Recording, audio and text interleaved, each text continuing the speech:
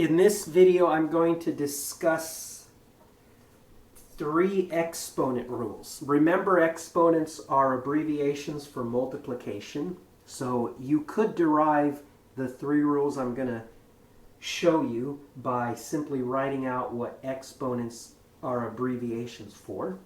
Okay, so the first thing I want to work out is, suppose that I had something like 5 to the 3 multiplied by 5 to the 4.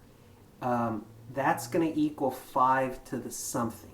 I want to know what that something is.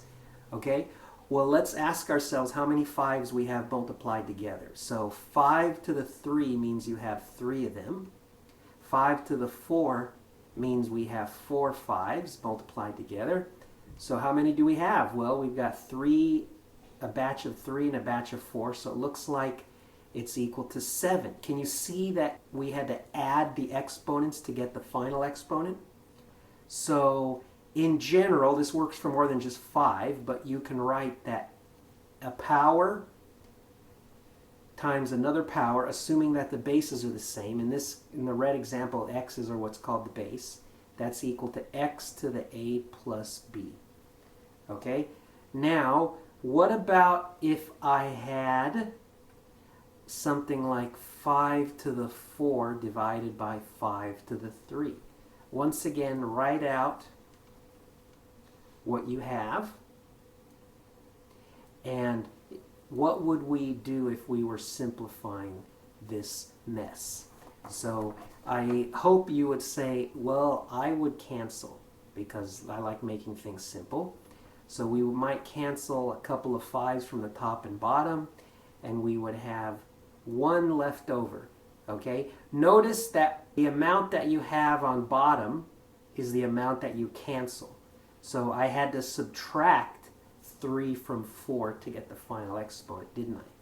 So for quotients, it works for more than just 5. We would say that x to the a divided by x to the b is x to the a minus b. All right? Now let's do nested exponents. What if I had something like 5 cubed times raised to the 4th power? All right? We've got 4 of something. What exactly do we have 4 of? We have 4 of these 5 cubed powers. All right?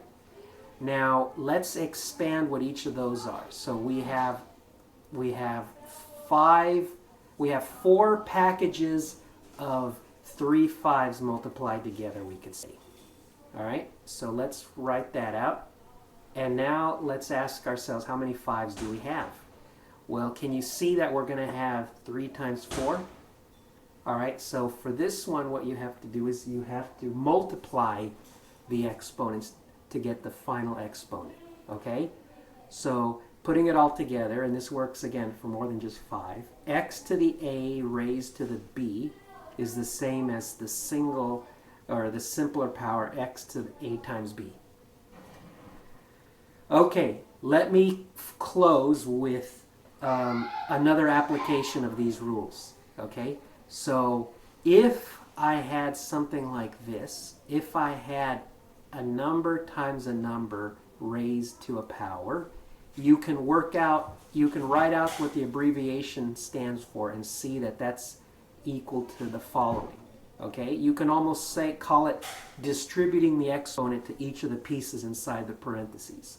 Okay, also x divided by y to the k, you can think of that as repeated multiplication with fractions, and if you work that out, you'll see that that's equal to the following. Okay, so those are all of the rules you need to know to do this.